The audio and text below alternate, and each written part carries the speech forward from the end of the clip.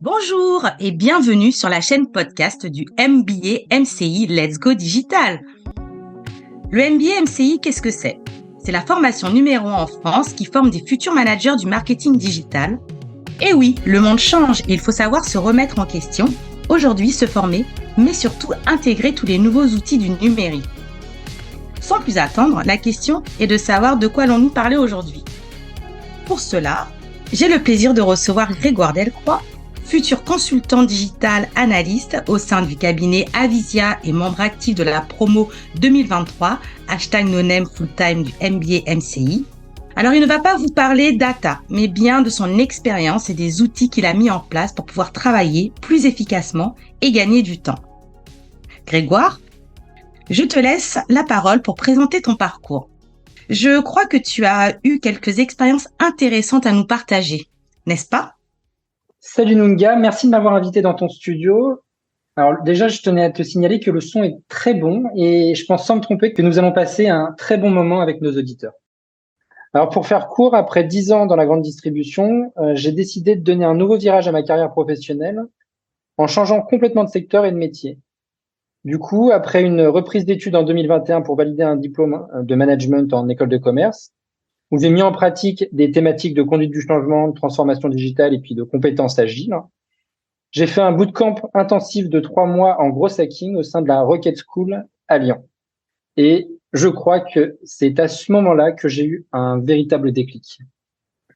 Alors Grégoire, tu nous parles de déclic. En quoi cette formation a pu t'aider dans ton parcours? Pour rien ne te cacher, mon gars, pendant ma première formation, je suis parti d'un constat. À l'université, les cours sont très théoriques. En école de commerce, on travaille davantage sur des études, des cas pratiques hyper intéressants.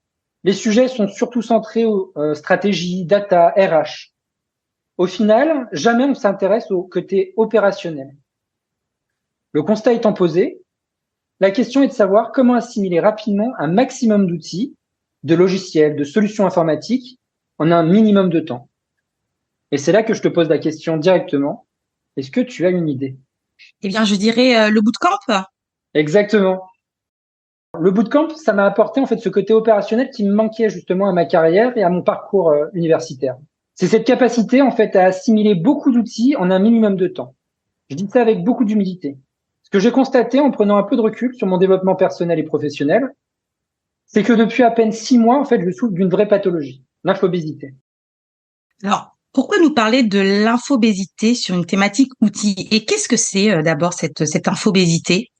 Alors, ce qu'il faut que tu comprennes, mon gars, c'est que le digital, c'est un domaine qui bouge en permanence et qui innove. D'ailleurs, tu l'as vu au sein du MBA MCI.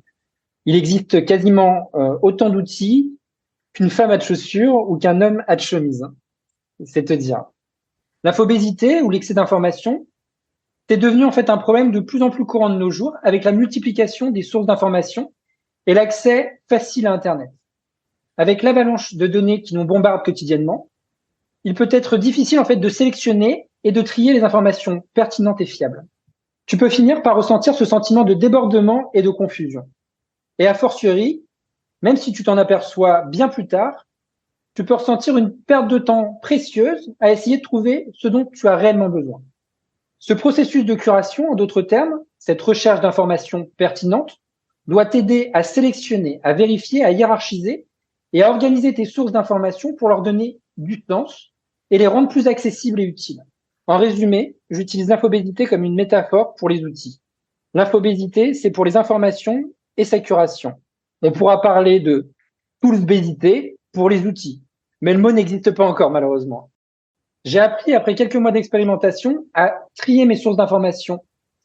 Ici, ce sont justement le fruit de ma réflexion et de mes nombreuses heures de recherche que je vais vous partager aujourd'hui.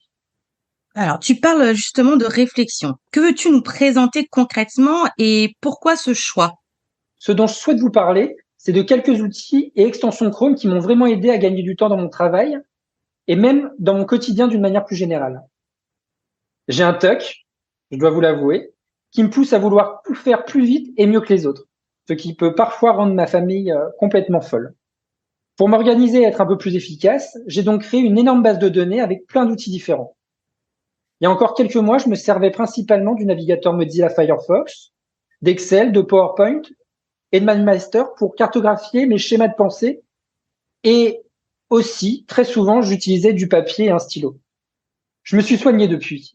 Désormais, j'utilise essentiellement le chat GPT-3 pour faire mûrir mes idées, Canva pour mes présentations, Notion comme mon second cerveau, et j'utilise d'ailleurs aussi Google Sheet pour gérer des projets en équipe et des automatisations. Dernière chose, à la place de Mozilla Firefox, j'utilise désormais le navigateur Chrome. Alors, ok, tu as insisté sur Chrome. Peux-tu nous en dire quelques mots? Si j'ai choisi ce sujet, c'est que moi-même, je suis un grand utilisateur de Chrome actuellement. Et j'ai découvert de nombreuses extensions qui m'ont été très utiles au quotidien et qui sont 1000 fois plus simples à utiliser et à mettre en place qu'un logiciel classique. Je pense que cela peut être intéressant pour beaucoup d'entre vous, quel que soit votre niveau de connaissance en matière de navigateur web. Et je vous invite d'ailleurs à expérimenter dès la fin de notre podcast tous ces outils, toutes ces extensions. Ce sont des micro-actions qui vont changer littéralement votre vie, votre confort. Et ça, je peux vous l'assurer. De ce que je sais, te connaissant un petit peu, je sais que tu t'es renseigné sur Chrome en préparant notre podcast.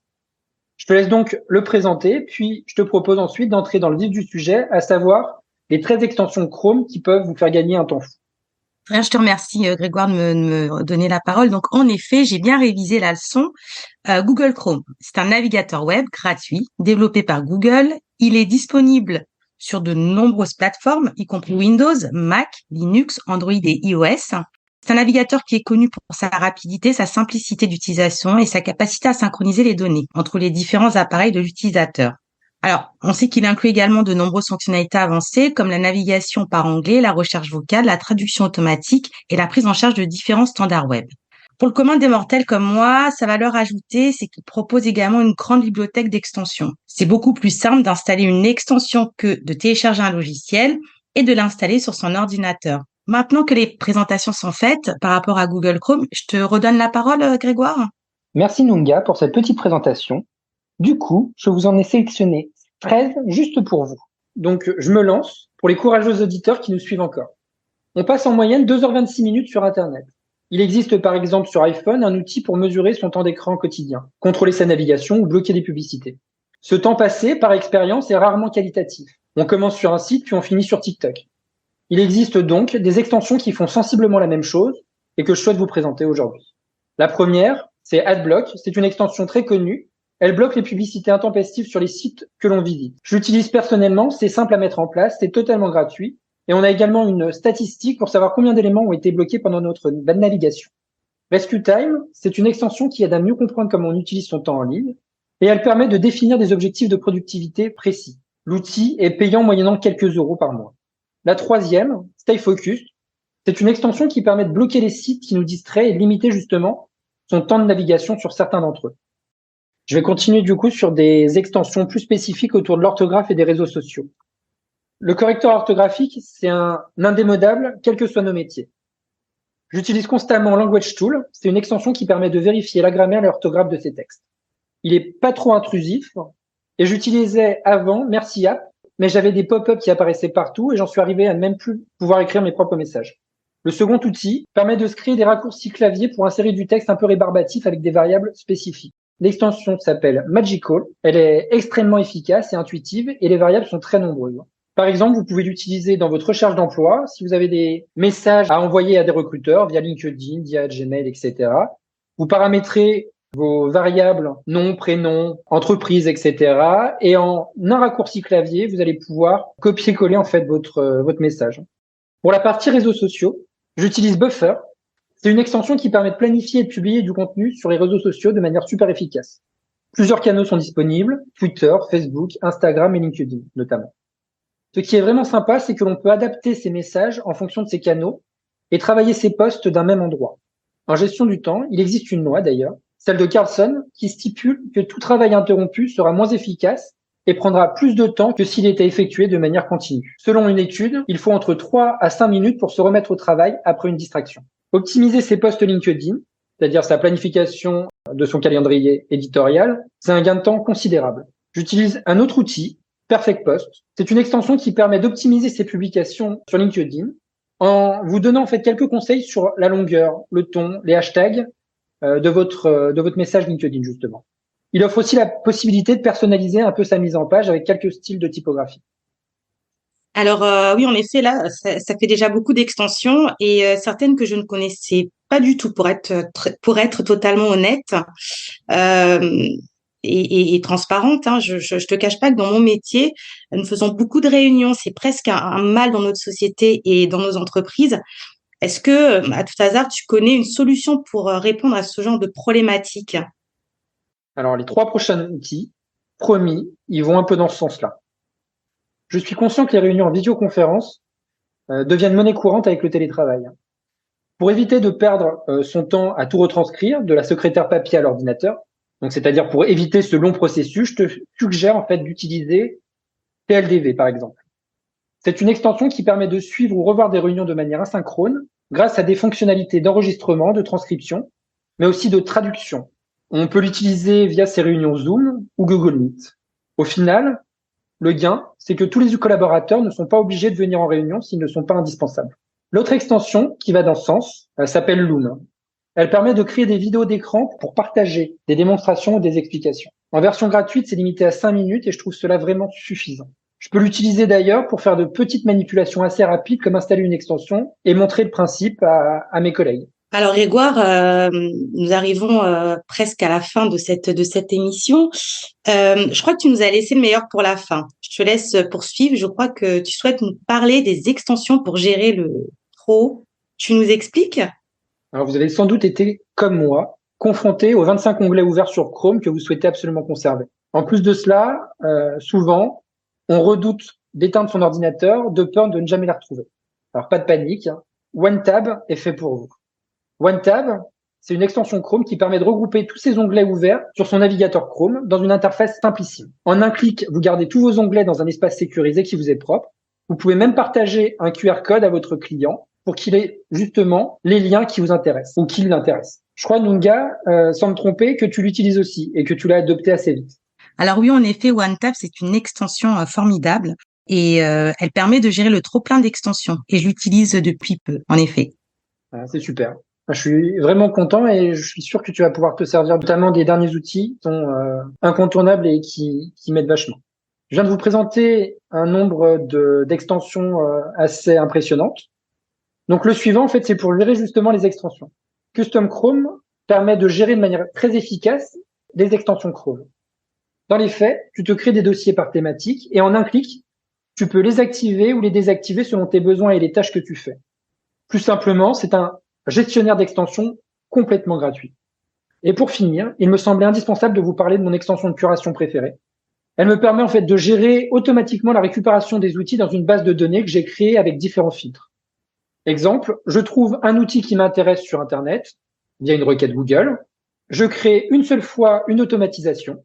Puis ensuite, je paramètre ma page avec les données qui m'intéressent, les champs que je souhaite remplir, et j'appuie sur un bouton et concrètement, la magie opère. Les éléments sont intégrés directement dans ma base de données Notion Tools et c'est un gain de temps faramineux pour moi. L'extension s'appelle Save to Notion. En résumé, elle permet d'enregistrer du contenu sur Notion de manière hyper simple. Alors, qu'est-ce que tu recommandes pour assimiler ces outils ou même pour en découvrir de nouveaux? Parce que là, c'est vrai que tu nous as parlé de beaucoup d'outils. Ce que je vous recommande pour justement assimiler ces outils et en découvrir de nouveaux, c'est d'adopter un mindset agile. Ce que vous devez faire, c'est tester chacune de ces extensions et de voir celle qui s'intègre le mieux à votre workflow et à vos besoins. Je vous invite, quand vous avez un problème, à essayer toutes les nouvelles extensions qui existent autour de cette problématique et à garder celle qui vous convient le mieux. Et le dernier outil, il est bonus. Wanted, c'est une extension qui permet de trouver des produits à prix réduit sur différents sites d'e-commerce. Il vous évite de rechercher un peu partout sur les sites internet des codes promo et de les tester manuellement pour savoir s'ils fonctionnent ou non. Personnellement, je l'adore, surtout quand je dois me commander des pizzas le dimanche soir et que le lundi matin, je dois me retrouver à l'ILV. Eh bien, écoute, Grégoire, est-ce que tu as un mot à nous dire pour conclure? Ce que je souhaite vous dire, c'est qu'il faut entraîner votre cerveau à assimiler les outils, à prendre les bons réflexes, à automatiser ce processus. Quelle solution j'ai entre mes mains pour résoudre le problème de manière très rapide et efficace? J'appelle un ami. Si Jean-Pierre Foucault nous écoute, vous allez dire non, vous l'avez déjà utilisé ce joker, ça c'était dans votre vie d'avant. Non, ce que vous allez faire, c'est que vous allez réfléchir, vous allez vous dire, ouais, il existe des outils ou il existe des requêtes sur Google où des gens ont déjà répondu à ce type de requête. Ils ont déjà trouvé cette solution. Et en général, cet outil, il existe. Donc, quand vous prenez un petit peu de recul, vous avez ce réflexe. Vous allez regarder dans votre boîte à outils que vous avez téléchargée et vous vous dites, pour un problème d'orthographe, j'ai Language Tool. Au début, ça va être un petit peu compliqué, une fois, deux fois, et la troisième fois, vous allez même pas y penser, vous allez directement aller sur l'outil en question. Donc, je vous incite vraiment à entraîner votre cerveau et à vous obliger à télécharger un maximum d'outils pour répondre à tous vos besoins. Pour résumer, télécharger une extension, c'est pas l'utiliser. D'ailleurs, Nunga, si je me trompe pas, tu dois avoir peut-être 50 extensions sur ton mobile et tu dois peut-être en utiliser seulement 4. L'émission touche à sa fin. C'était Nunga Kitumu et Grégoire Delcroix sur la chaîne podcast du MBA MCI Let's Go Digital sur la thématique 13 outils et extensions Chrome pour travailler plus efficacement. Nous souhaitons remercier tous nos auditeurs. Nous espérons que le contenu leur a plu et nous espérons vous retrouver bientôt pour de nouvelles aventures.